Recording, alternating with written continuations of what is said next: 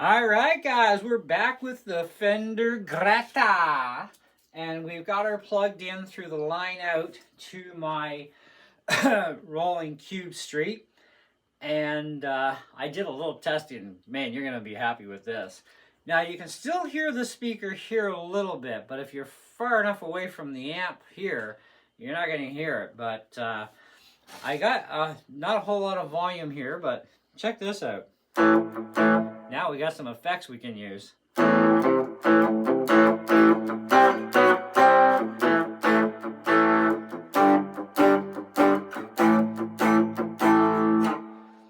let's just bring that down. So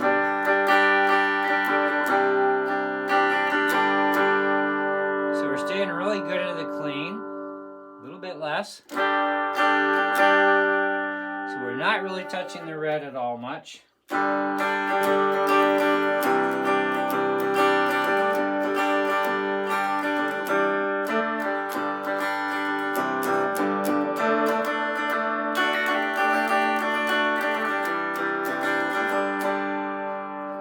think my G string is out. I gotta change the strings on this guitar.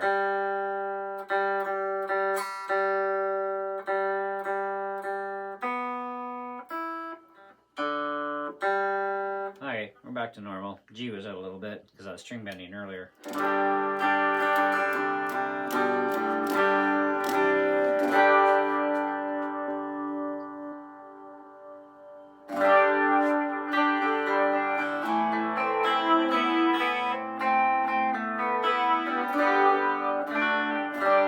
So on the Roland Cube, I have a preamp on here that says instrument. This way I can plug in anything I want, right? So that's what I'm using. I got a bit of reverb on here, so let's go to some delay.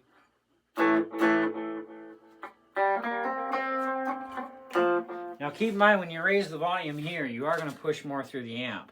And I got my gain at half on the cube, and the volume is at 9 o'clock, so it's not really up very much.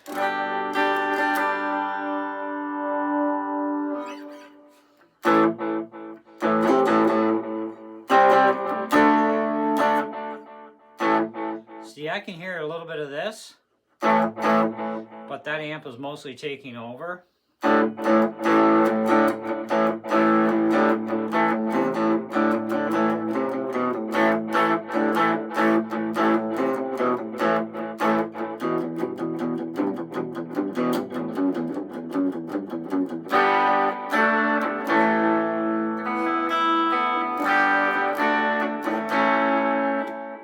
Using this as a preamp is freaking cool. Okay, let's add like full tone to this. I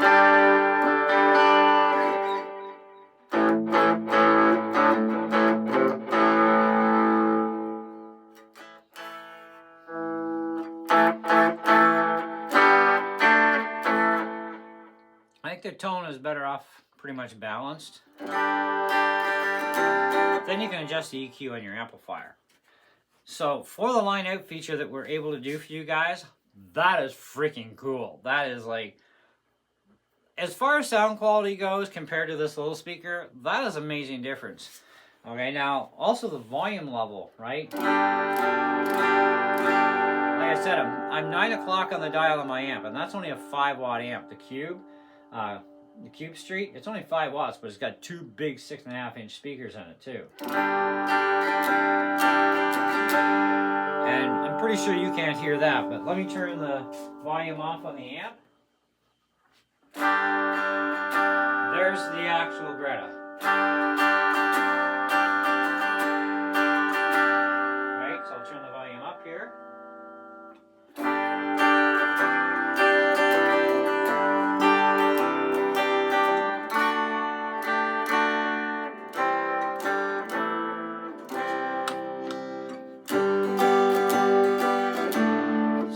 Neck.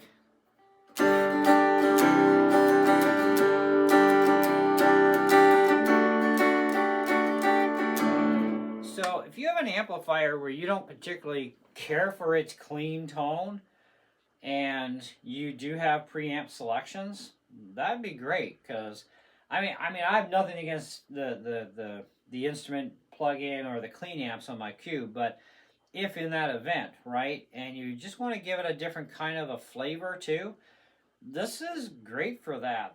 That's better than I thought it would be, right? I mean, I did see a video where somebody did hook up this thing to their amplifier, and NAMM did it, and I wasn't overly impressed with it on the NAMM or the other video that much, but that could be their recording equipment they're using. I'm just going direct into my iPad, but I'm actually hearing this for myself because I now own this, right?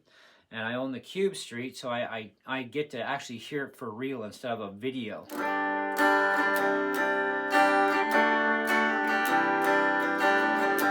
I don't edit anything for you guys to make it flavorful. I just do it as you get it, and that's it. So let's push this a little harder. So now that's really going to get obnoxious. Let's go back to a little bit of reverb.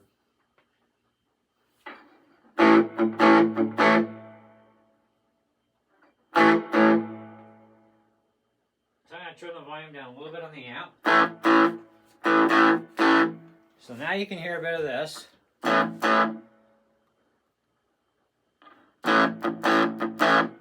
So now I'm going to have to raise it up over here a little bit.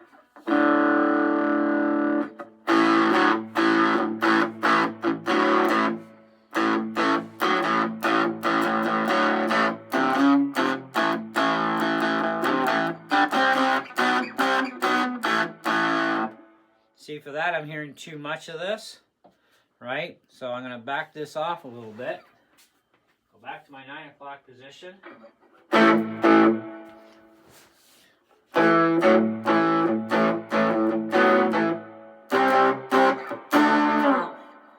So this is kind of cool because I get the the breakup of the amp for what it is, and then I can run my other effects through my main amp when I'm hooked in with the line out.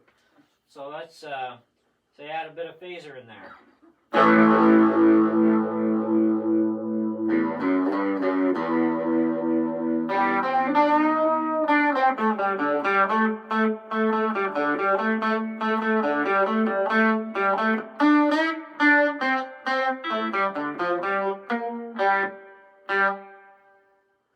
Tremolo.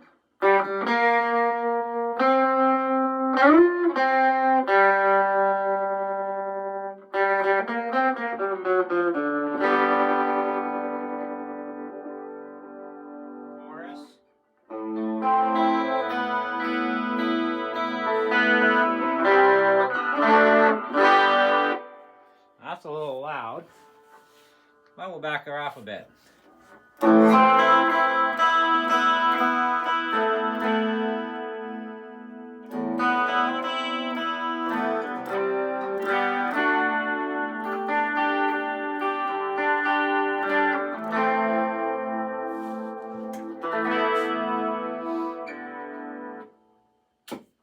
Alright, so that concludes that demo of that. Anyhow, at least now that hunting season's over, I can get back to playing guitar because I haven't done that in a long time. But yeah, I think that's flipping cool. Like, that is really, really cool. It sounds really nice through another amp, using this as a preamp. Now, as far as a cab goes, unfortunately, I cannot test a cab for you guys. I wish I could, but I don't have one to test with. And every cab is going to sound different anyways because of their speakers. And you're going to have to literally, in my opinion, I would say if you already own this amp and you want to put a cab on it, take this amp with you and your guitar that you use with it. Very important to use your own gear, okay? Take your guitar, take this amp with you to the music store, and even if you go to pawn shops, they have cabs there sometimes for a good deal. Find a cab that sounds good for you. Now, when you use a cab, by the way, this internal speaker is supposed to be cut off, so you won't hear it at all when you're using a cab. But it's when you're using the line out, you're still going to get the speaker, which is kind of a normal thing, all right? Because even the Katanas, when you use the line out, you still get the internal speaker, but if you don't want it, you can just use the power soaker switch and turn off your internal speaker that way. But with this, different. With line out, you still hear the internal speaker, but the way we had it set up, I could barely even hear this at all. I'm hearing more of the other amp. So that's kind of neat. So I like that. So I can get a nice, cleaner, richer tone and stay within the clean zone, and then just push the envelope higher on the other side with the other amp, and yeah, still use all my amps built-in effects, because this has none. And as much as this is a cute little amp, I wouldn't recommend using effects on this amp with the built-in speaker, okay? I would not use it that way. Now, if you are using a cab on it, you're not using the internal, then yeah, run your pedals through, run your processing board through. You'd be fine that way, okay? And it does go a lot cleaner. Like, it is nice and clean at louder volumes when you're using a cab as compared to this speaker, okay? But anyways, that's something else in itself. But that's your demo for that part. Let me know what you guys think. That's just the Roland Cube Street, and it's a 5-watt amp with two big 6.5-inch speakers, and I think that went well. And that was only like 9 o'clock on the dial for the audio, so that's not up very loud at all. Like, I normally play it like that by itself, but this pushes a little bit more in there, right? So, because you're preamping power out. So if you're going to go into a mixing console in church or a venue, okay, you could line this out to your PA, and then you could use this as a stage amp, you know. But just remember, you got to watch how far you push the envelope on things too. But either way, yeah, I think you'd be fine. So yes, could you play live with this amp? Only if you're plugged into a PA. I wouldn't even mic this thing up, to be honest, because that built-in speaker, it's great for low levels, and it's great for, you know, not pissing off anybody that lives beneath you, above you, or beside you. You can crank this thing up full blast. It's not going to be a big deal. It's only 2 little watts through a 4-inch, but you put that on a cab, that 2 watts is going to get extremely mother freaking loud too, because you're pushing a lot more air volume and cone size and everything else. So that 2 watts will jump to life a lot in those situations. Anyway, so I have only one other thing I need to do with this before I do the review, and that is to test the auxiliary playback. I have an old CD Walkman I can use for that, and I'll just find one of my favorite CDs to jam along with, but I also want to just straight out listen to what it sounds like at different volume levels using the auxiliary in, because the volume control should work the same way as any other amp with aux in, where it doesn't affect it. It's how much signal you're pushing direct into the amp at that point. So I'm not sure how that's going to work yet. I don't have the manual, so I don't know the literature on it, but that's why I'm going to experiment and find out for you guys.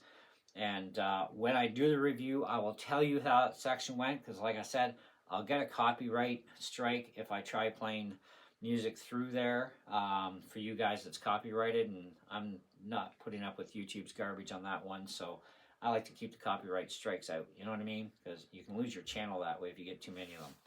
In the meantime, thanks so much for watching, and don't forget to check out our main first impression video on this thing, and do stay tuned for the review. Thank you, and see you on the next one.